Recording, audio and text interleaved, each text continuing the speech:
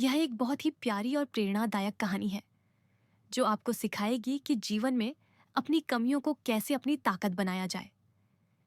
एक समय की बात है। एक पानी भरने वाला व्यक्ति रोज नदी से 2 घड़े पानी भरकर अपने मालिक के घर लाया करता था। वह एक डंडे के दोनों सिरों पर घड़े लटकाकर अपने कंधों पर ढोता था। उन 2 घड़ों में से एक घड़ा बिल्कुल सही था, लेकिन दूसरा घड़ा थोड़ा टूटा हुआ था। नदी से घर के रास्ते तक पहुंचते पहुंचते सही घड़ा पूरा पानी बचा लेता था, जबकि टूटे हुए घड़े से पानी रिसता रहता था और मालिक के घर पहुंचते पहुंचते उसमें केवल आधा पानी ही बचता था। 2 साल तक रोज यही सिलसिला चलता रहा।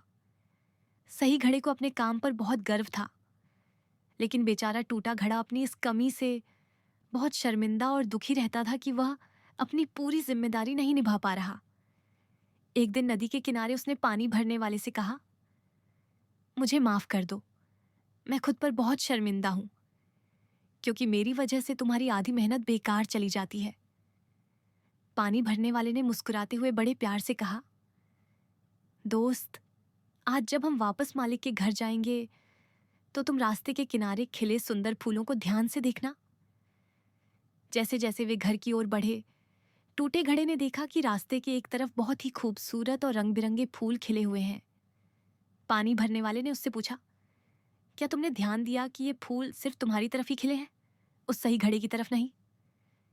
मुझे तुम्हारी कमी का पता था, इसलिए मैंने रास्ते के तुम्हारी तरफ वाले हिस्से में फूलों के बीज बो दिए थे।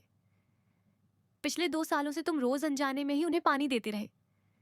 तुम्हारी वजह से ही आज ये फूल इतने सुंदर खिले हैं, जो मेरे मालिक के घर की शोभा बढ़ाते हैं। अगर तुम ऐसे नहीं होते तो ये खूबसूरती कभी मुमकिन ही नहीं होती। हम सब में कुछ न कुछ दरारें या कमियां होती हैं, लेकिन ये कमियां ही हमें अनोखा बनाती हैं। यदि हम सही नजरिया रखें तो अपनी कमियों का उपयोग दूसरों के जीवन में खुशियां भरने के लिए कर सकते हैं। खुद को वैसे ही स्वीकार करें जैसे आप हैं, क्योंकि भगवान ने किसी को भी बेकार नहीं बनाया है।